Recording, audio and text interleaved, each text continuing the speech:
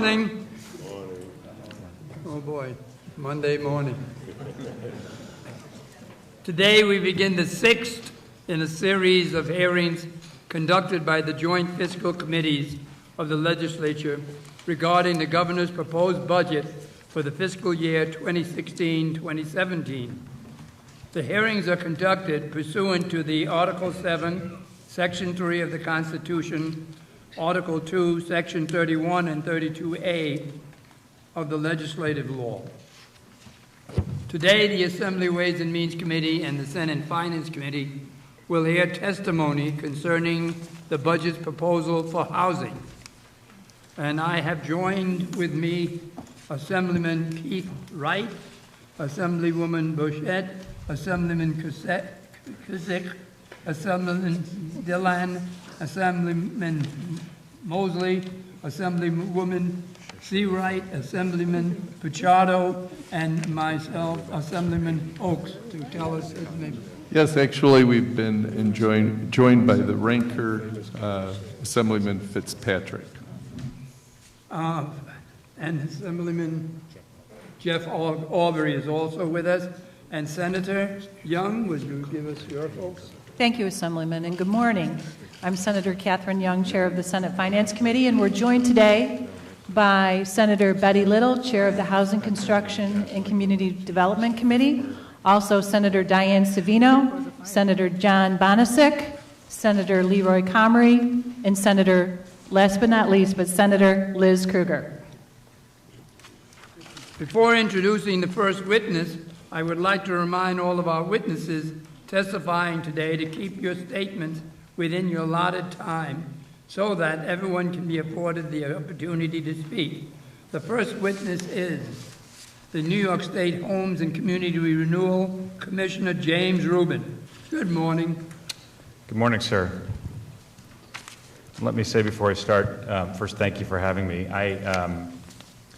And I promise you this is not a bid for sympathy. I have some modest back problems, so if you see me shifting during testimony, that is not a reflection on my general personality. That is simply... That doesn't mean you're getting ready to run. There you go.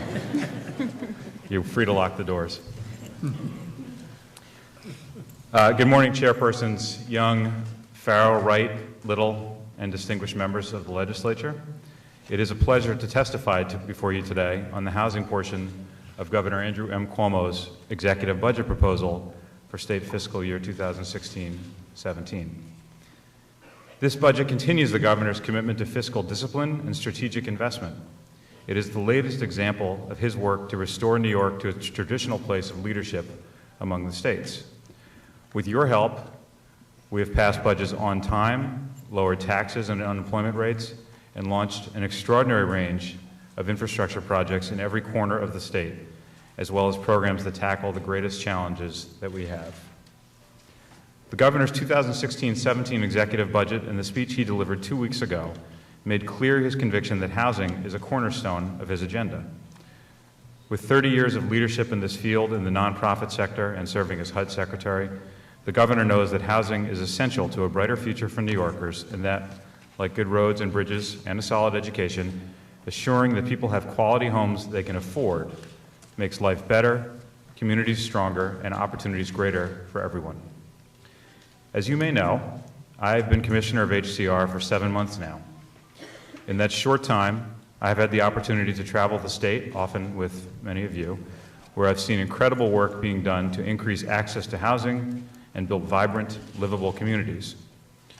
With your help, we have built or preserved more than 40,000 affordable units since Governor Cuomo took office. In fact, HCR, I'm proud to say, set agency records in each of the last 2 years, financing almost 10,000 affordable units in 2015 and over 9,000 the year before that. And we have made great progress on the governor's $1 billion House New York initiative, which is making long overdue repairs and upgrades to Mitchell-Lama housing throughout the state, keeping this crucial stock of middle-income housing safe and affordable for another 40 years. Accomplishments like these are about much more than bricks and mortar, of course. They're about providing safe, sustainable, quality homes that people can afford. They're about making a brighter future possible for families, individuals, the homeless, and people with special needs across the state. But despite our significant achievements, there is an ever-growing demand for housing that ordinary New Yorkers can afford to rent or buy.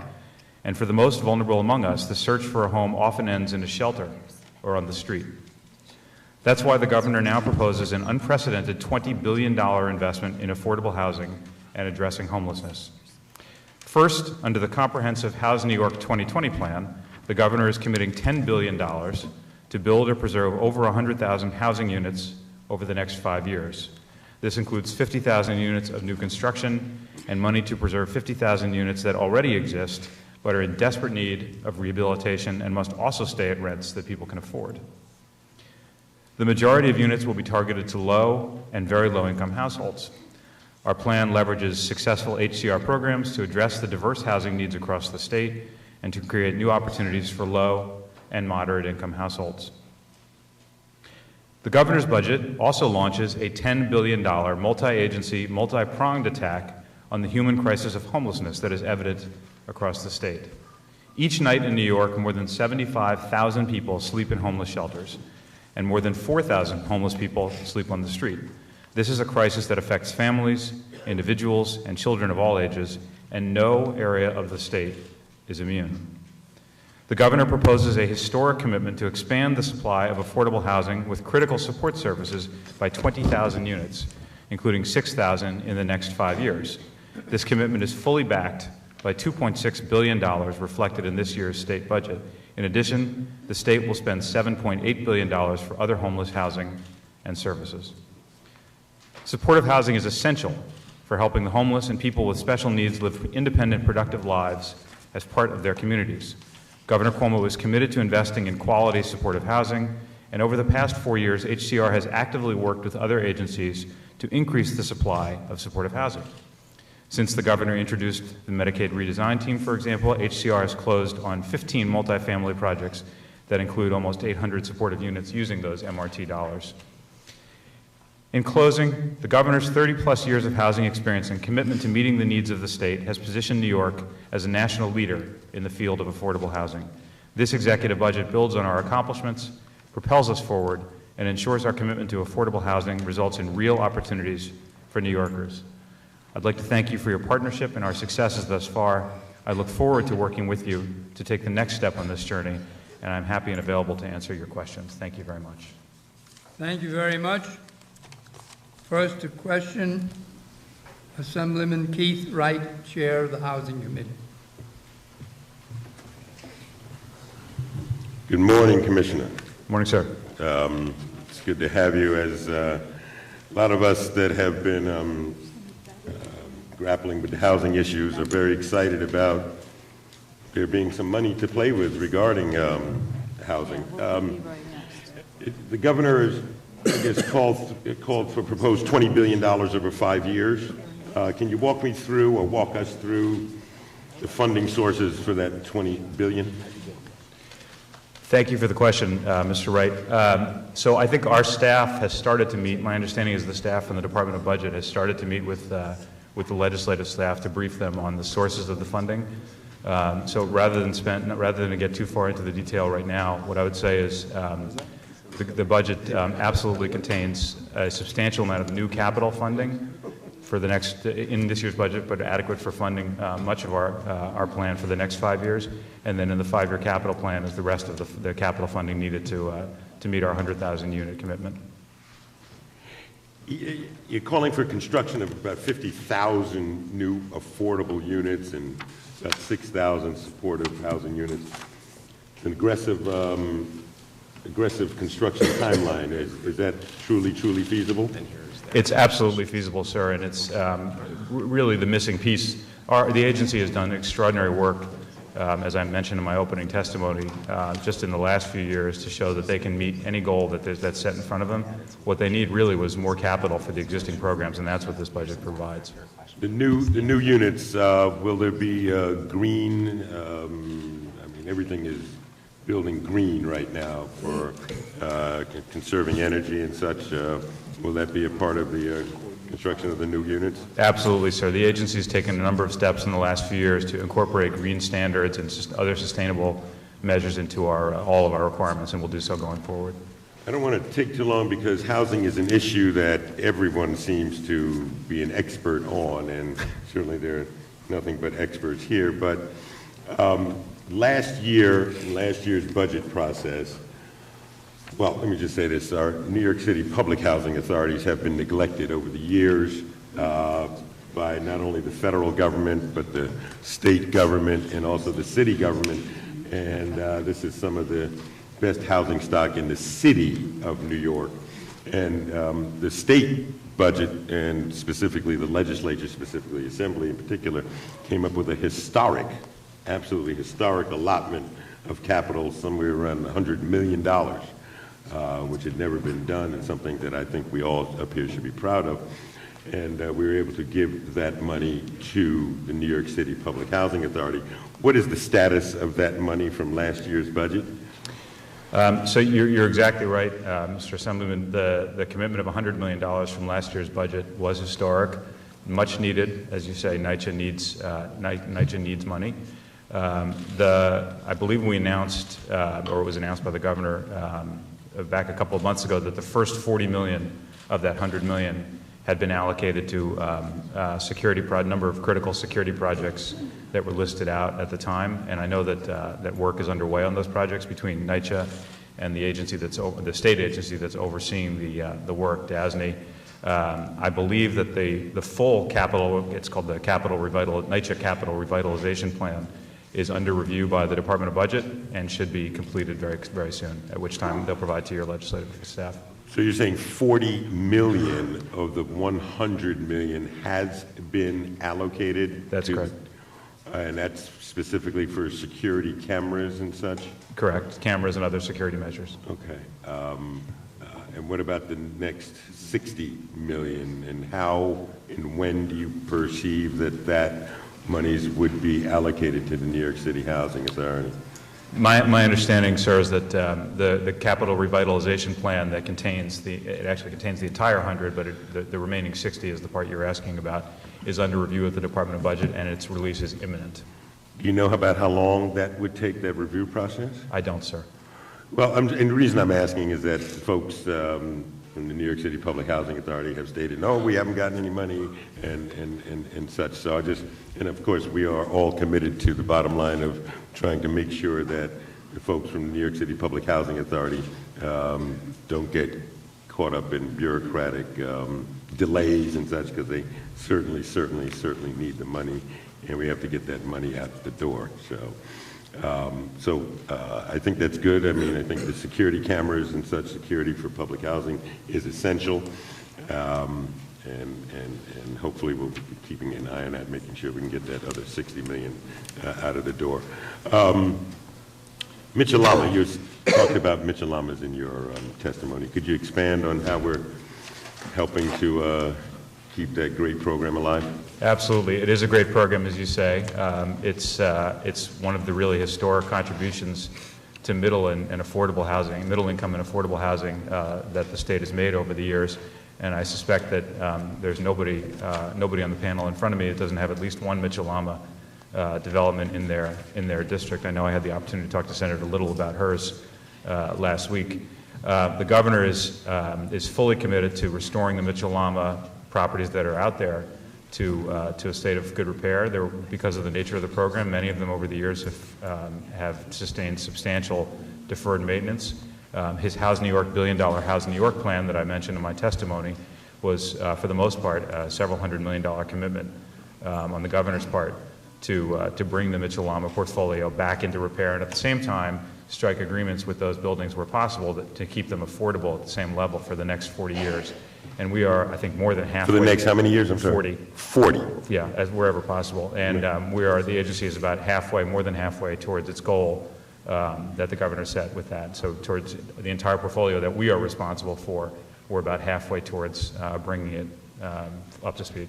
The chairman of this committee, the gentleman who gave the opening remarks, his district office is located in one of our premier Mitchell-Lamas, and I'm sure that he would like to stay there for the next 40 years as well. I'll make a note of that, sir. I'm thinking on it. You're thinking about that, okay. One last question, Commissioner. The TPU, I know that There's been some success in terms of the tenant protection unit, and that it was funded, I guess, last year, supposedly fully funded to the extent of about $5.1 million. And you're talking about it's being fully funded this year, but it seems the money has gone down, maybe to 4.7 or 8, I think.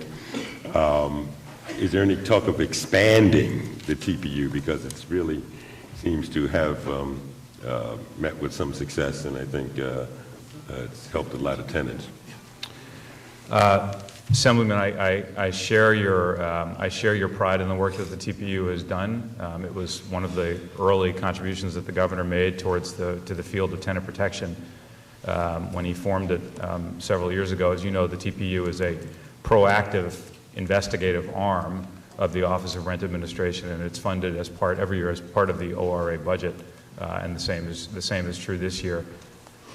They've been able to score some extraordinary successes in bringing back online, for example, tens of thousands of units that should have been registered as rent stabilized with the ORA, and had, for one reason or another, left the rolls.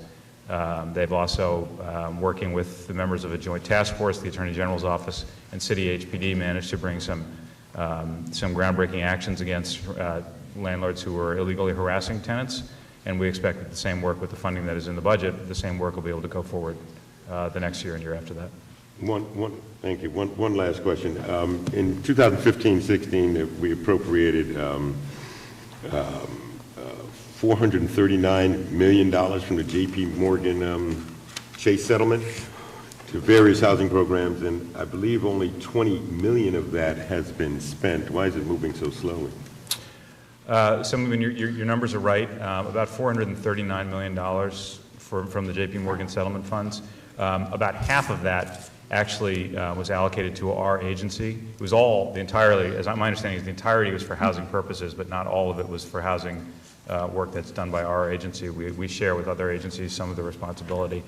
Of the money within our agency, $100 million of it is the NYCHA money that we just discussed, so some of that is on its way.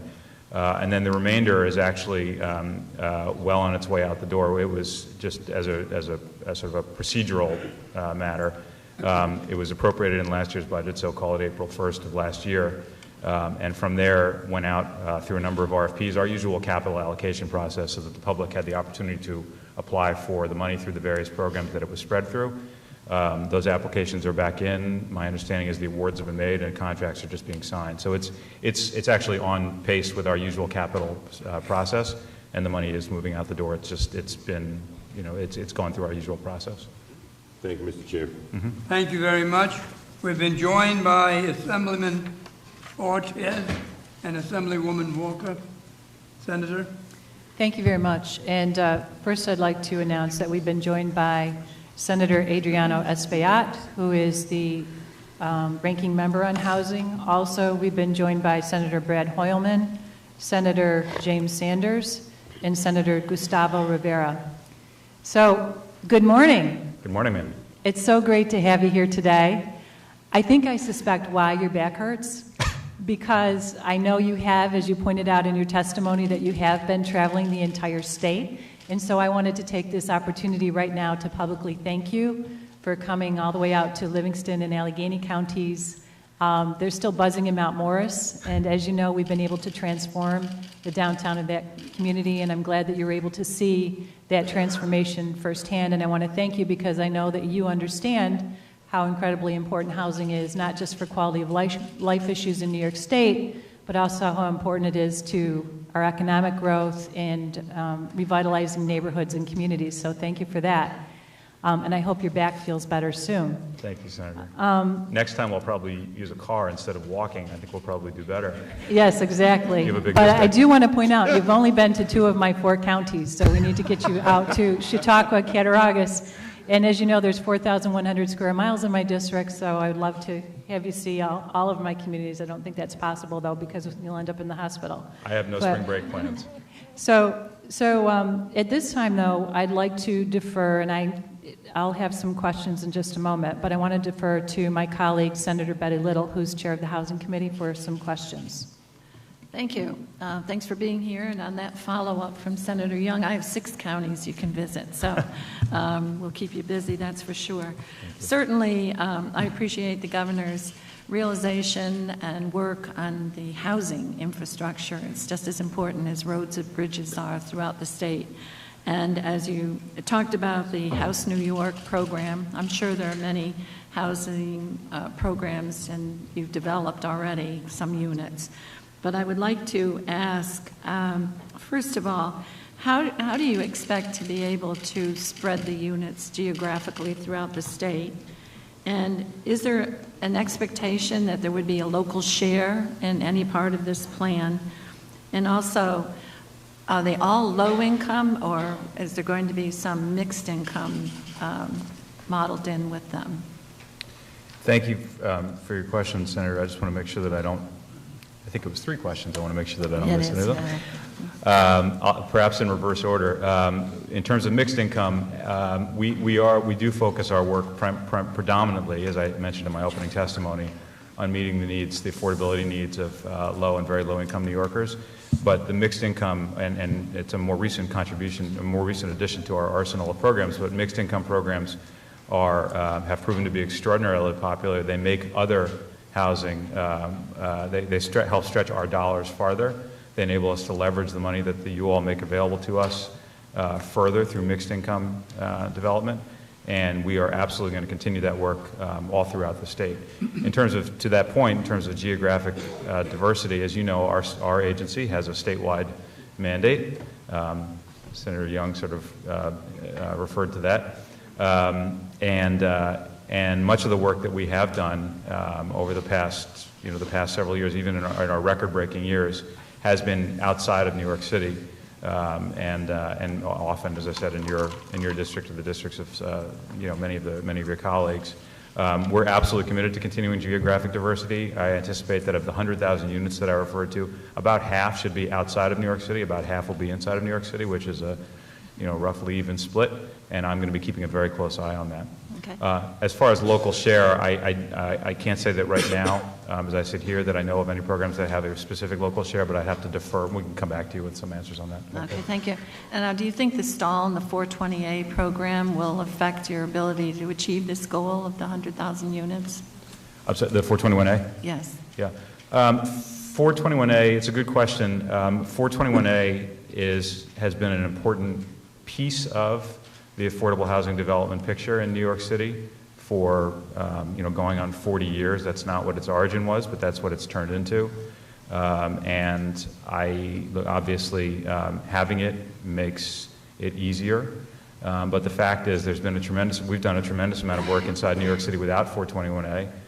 The city with its own 2 very strong housing agencies, HPD and HDC, are able to get plenty of their work done with a raft of other tax abatement programs, as well as the capital that the mayor makes available to them and that the state makes available to them through volume cap and so forth.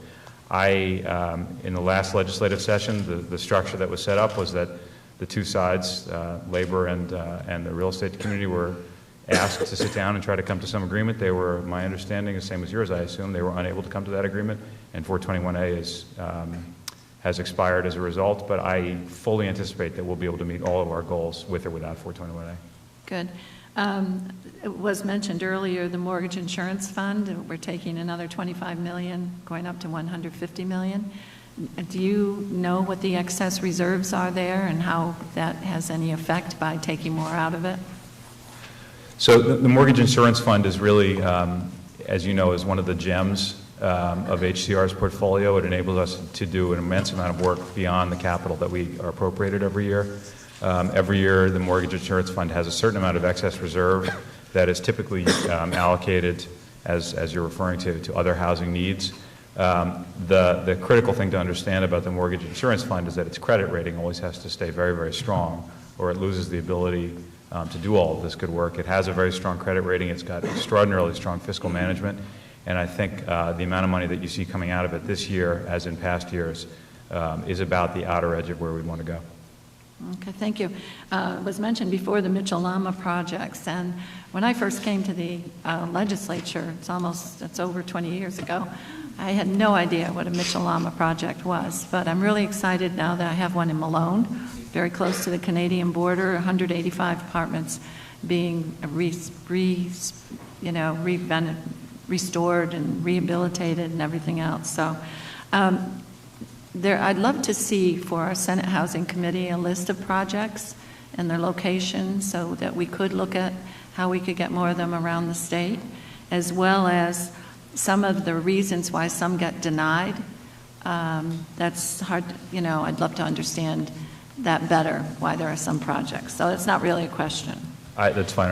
My staff will work with yours to do that, absolutely. Good. Thank you very much. And on the New York State Affordable Home Ownership Development Program, we see that for the federal fiscal year 2017, there is a reduction. And then we look at the Low-Income Housing Trust Fund, and we see that there's an increase. So the affordable home ownership for 16 was 29 million, and for next year goes down to 26 million, whereas the low income was 47.7 million and goes up to 54.2 million in the governor's plan.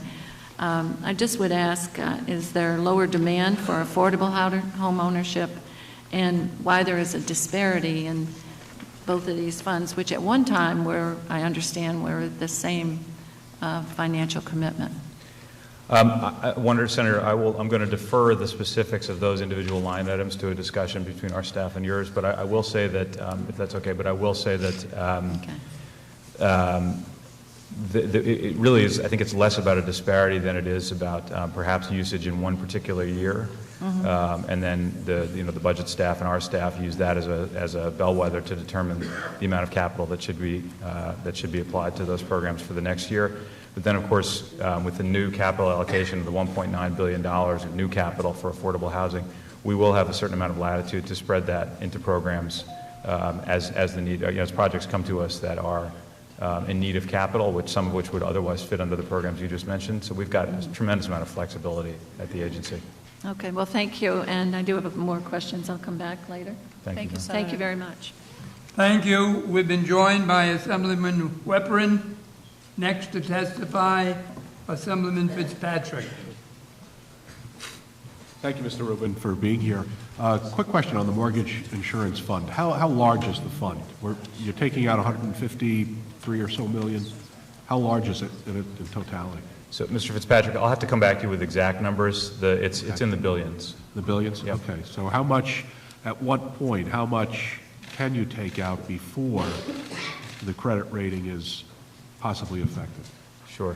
So again, keeping in mind that I'm a relatively new arrival to the agency, okay. My background is finance, but it's not in mortgage finance. Right. I think I'm pleased to say. The money, we should be clear, the money that comes out from the Mortgage Insurance Fund, or the MIF, every year is from this excess reserve, typically from the excess reserve pool. So there is what that means effectively is there's a baseline below which, and it's that in that multi-billions, into the corpus of the fund that we don't want to touch. It's only when the fund has a year in which it produces reserves or produces income beyond that which it's needed to reserve for projects and prudently preserve for projects. So this year it was, it's whatever it is, $50 million or more. In recent years it's been something like that. If you have a down year, we simply don't put money out of it. Okay. Thank you. Thank you, sir. Senator? We've been joined by Assemblyman Colton. Thank you. Our next speaker is Senator Adriano Espaillat. Good morning, Commissioner. Good morning, Senator. Thank you. First, let me thank you for coming out to my district.